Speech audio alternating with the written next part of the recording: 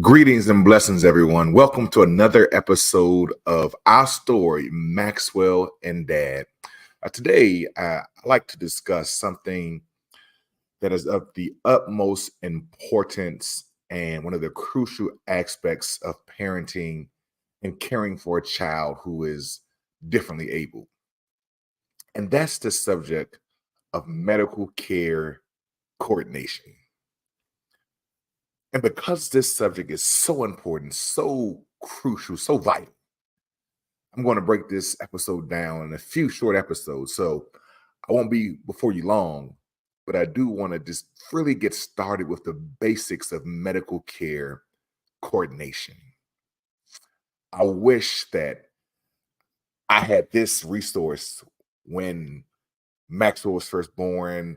I wish this resource was available, or if it was available, I wish someone pointed me to it. But that's why I'm doing this episode. That's why I'm doing this podcast, to share my story, to share my experiences with other parents who may have a child who's differently able, special needs, and they are just don't know what to do. They're at their wits and they're confused, they're overwhelmed, and they don't know which way to turn. So that's the point of this podcast. So, managing Maxwell's care is what I've been doing since he was essentially 7 months old. And when at the time our family decided to move from Charlotte, North Carolina to Chesapeake, Virginia, it became my responsibility to connect Maxwell with the resources that he needed. Without these resources that I'm going to explain in a moment, it would have been virtually impossible for Maxwell to thrive and survive without these resources, as well as at the time, his mother and we would have been just struggling. It was already just overwhelming in general to figure out how to parent and navigate, a child that has special needs. If you remember from episode 2, at the time, we didn't know what his diagnosis was going to be. So it was just overwhelming.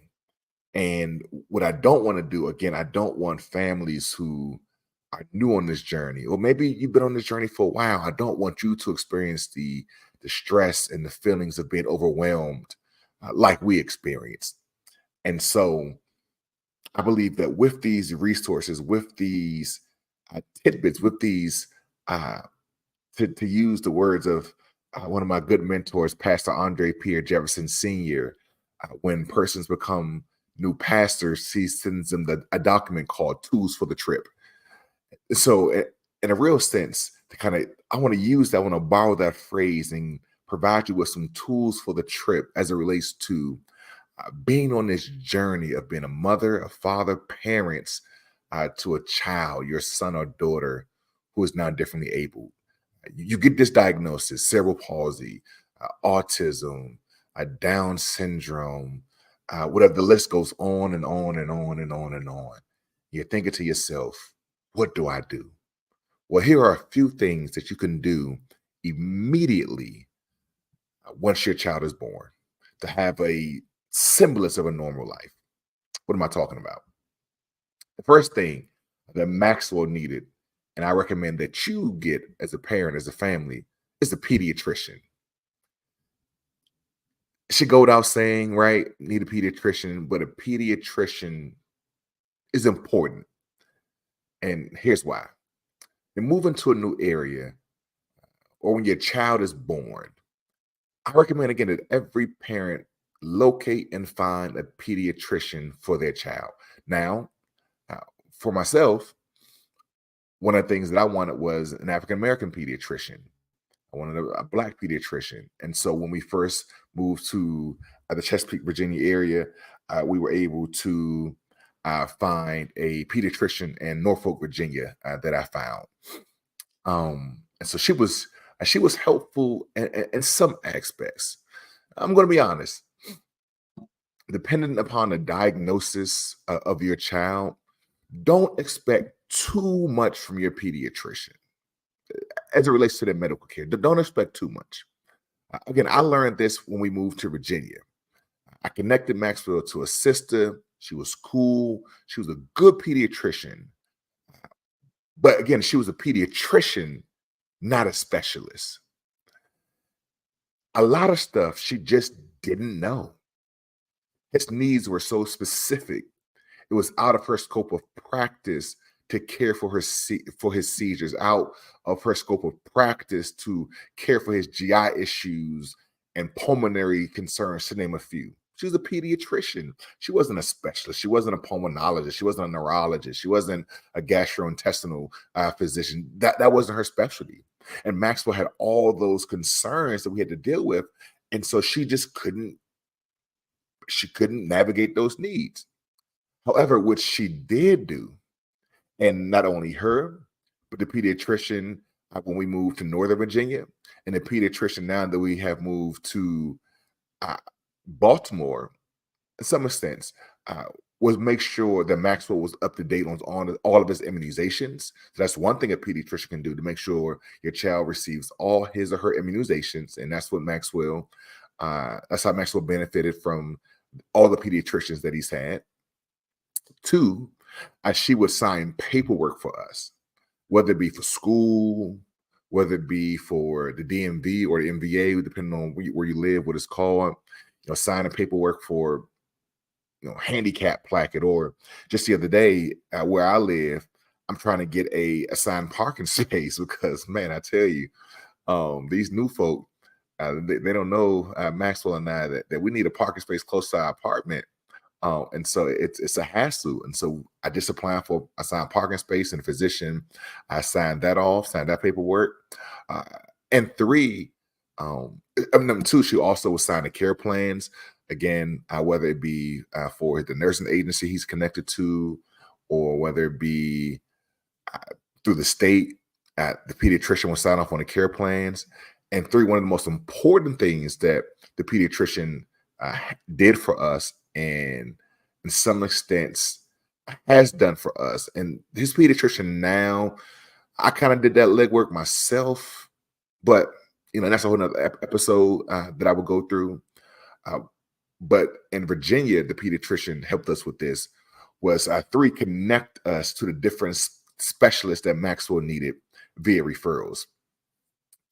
So I'm sure that your pediatrician, if you don't know, depending upon the hospital system or the way it's connected, your pediatrician can connect you to the GI doctor, connect you to the neurologist, connect you to whatever specialist your child may need. And so if you haven't done so, make sure you ask that question. Can you refer us to these specialists? Again, she wasn't a specialist. His pediatrician now is not a specialist. So she made sure to refer us to the specialist that Maxwell needed. For instance, as it stands, Maxwell sees a neurologist, a urologist, a GI doctor, a pulmonologist, a developmental pediatrician, an orthopedic, a bone doctor, and an eye doctor, to name a few. That's 8 different specialists. And it's impossible to expect one pediatrician, right, to be versed in the 8 different specialties, 8 different disciplines of medication. She doesn't know all the different neurological medicines. And Maxwell's neurologist is one of the best keto neurologists in the world. That's his discipline. That's his specialty. I wouldn't expect the pediatrician to know all of that stuff. And I'll be honest, when I first moved to Virginia and connected Maxwell to a pediatrician, I was a little disappointed because I was thinking like, man, she doesn't really do anything for him. But then I learned that I had to lower my expectations because it just wasn't her discipline. And so for parents out there who are relocating, who are new on this journey, yes, a pediatrician is important, but don't expect them to be well-versed in all the needs and concerns of your child. Secondly, after getting your child connected to a pediatrician, I strongly advise parents of children that are 3 years old and younger to get connected to early intervention. While I've only lived in 3 states with Maxwell, I'm of the assumption that just about every state has an early intervention program because it's legally mandated. In 1986, Congress established Part C of the Individuals with Disabilities Education Act. or IDEA, to reinforce the importance of early intervention services and supports available for infants and toddlers with disabilities, birth to age 3 in their families. Somebody's asking, well, Brandon, Maxwell's dad, right? That's what y'all call me. Somebody's probably thinking to themselves, uh, what is early intervention? Why does that matter? Well, early intervention is a system of services to help address the concern and or needs of special needs children with supports and services specifically and specially designed to meet the unique needs of your child and your family.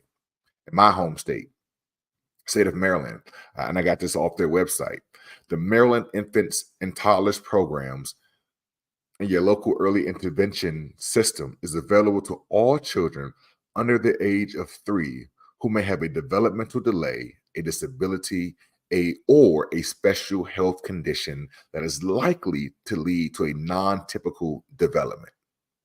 And all of those services are provided at no cost. So again, when Maxwell lived in North Carolina, when we lived in Charlotte, he was connected to early intervention. Again, we left before we ever got to really experience the fullness of the services, but he was connected to early intervention. When we moved to Virginia, we got him connected to Chesapeake. We got him connected to early intervention. Now, by the time we moved up here, he was already aged out. But again, Maryland has an early intervention program as well. And I'll be honest, while I didn't know about it, I don't think his mother at the time knew about it. My mother knew about it. So I remember her asking, have y'all connected him to early intervention, asking those questions because she knew about it. So these things are crucial and critical.